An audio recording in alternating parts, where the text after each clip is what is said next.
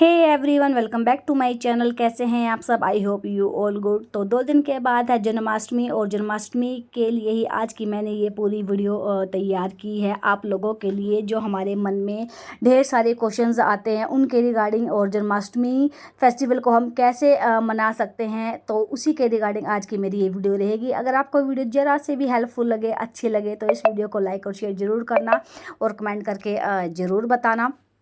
तो देखिए, पहला क्वेश्चन हमारे दिमाग में ये आता है कि जिन लोगों के घर में लड्डू गोपाल जी, लल्ला जी नहीं हैं, विराजमान नहीं है, जिन लोगों ने लड्डू गोपाल को अपने घर पर नहीं रख रखा, तो क्या वो जन्माष्टमी का त्यौहार मना सकते हैं? तो क्यों नहीं मना सकते? तो वो उनका बाल रूप है। अगर आप उनके बाल रूप की सेवा नहीं कर पा रहे हैं, किसी भी कारणवश अगर आपके घर में लड्डू गोपाल नहीं है, तो आप उनके किसी भी स्वरूप को आप अपने घर पर ला सकते हैं। जैसे कि कृष्णा जी, तो कृष्णा जी की आप छोटी सी मूर्ति अपने घर पर लेकर आ सकते हैं, क्योंकि उनको, और भगवान जी तो हमारे भाव के भूखे हैं, तो लड्डू गोपाल उनका बाल रूप है। और कृष्ण भगवान जी की हम अगर पूजा कर रहे हैं, तो वो किसी ना किसी रूप में लड्डू गोपाल की ही पूजा हो रही है। तो जो लोग लड्डू गोपाल को अपने घर पर रखते हैं, वो उसकी पूरे अच्छे से सेवा भाव करते हैं, उसका जन्मोत्सव अपने घर पर करते हैं।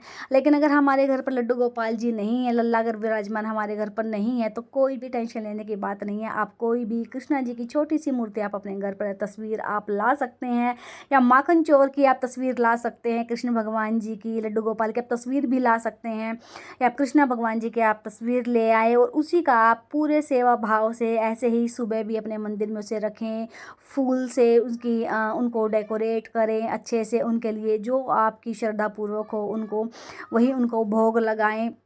सारा सिर्फ फ़र्क इतना ही रहता है कि लड्डू गोपाल की जो सेवा होती है, वो सुबह उनको अच्छे से स्नान कराना, कपड़े पहनाना। कुछ लोग उसको उनको अपने बच्चों की तरह रखते हैं, सेवा भाव उनको दिखाते हैं, जैसे हम अपने छोटे बच्चों को रखते हैं। तो हम गृहस्थ जीवन में तो हम कई बार सेवा नहीं कर पाते, तो कोई बात नहीं। अगर लड्डू गोपाल जी, अगर आप उनकी सेवा कर पाते, या नहीं आप किसी भी कारणवश रख पाते, तो कृष्ण जी की मूर्ति लेके आइए अच्छे से। जन्माष्टमी का अगर आप व्रत रखना चाहते, तो व्रत भी आप रख सकते हैं।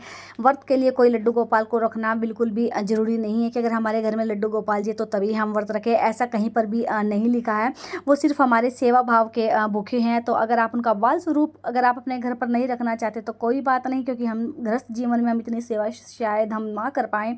तो मैंने भी अपने घर पर लड्डू गोपाल जी विराजमान नहीं कर रखे हैं, क्योंकि हम शायद इतनी सेवा भाव ना कर पाएँ, इतना मतलब शेड्यूल इतना रहता है। तो मैंने भी लास्ट में भी कृष्ण जी की छोटी सी मूर्ति लेके आई थी। मैंने अपने मंदिर को सजाया।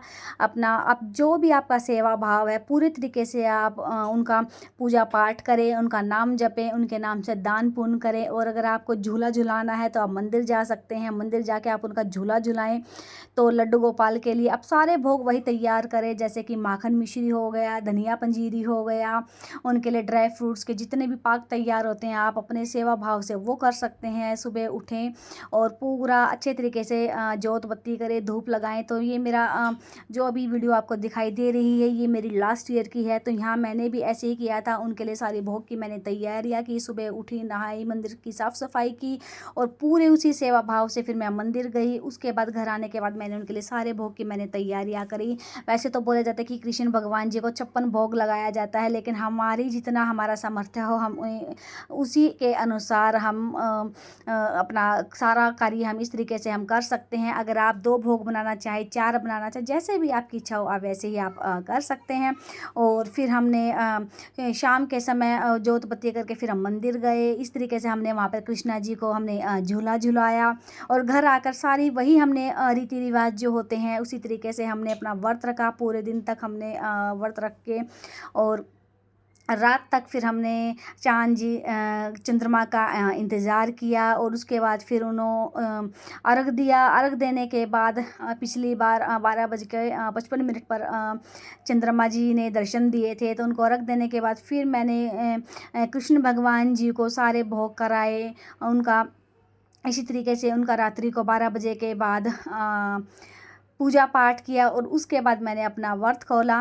तो आप भी अपना जन्माष्टमी का व्रत अच्छे से रख सकते हैं। और आपके अगर मन में ये अगर संदेह है कि हमारे घर में अगर लड्डू गोपाल जी नहीं हैं तो हम भगवान जी को हम कैसे पूजा पाठ करें, तो भगवान जी पूजा पाठ के ही भूखे हैं, सेवा भाव के भूखे हैं। तो अगर आप लड्डू गोपाल को अगर आप रखना चाहते हैं तो आप रखें। अगर आपके घर में कोई लड्डू गोपाल नहीं है तो कृष्णा जी की आप मूर्ति लाएँ और उनकी उसी प्रकार से सुबह से लेकर शाम तक पूरा शेड्यूल ऐसे ही करें, पूजा पाठ करें, प्रसाद की तैयारियां करें।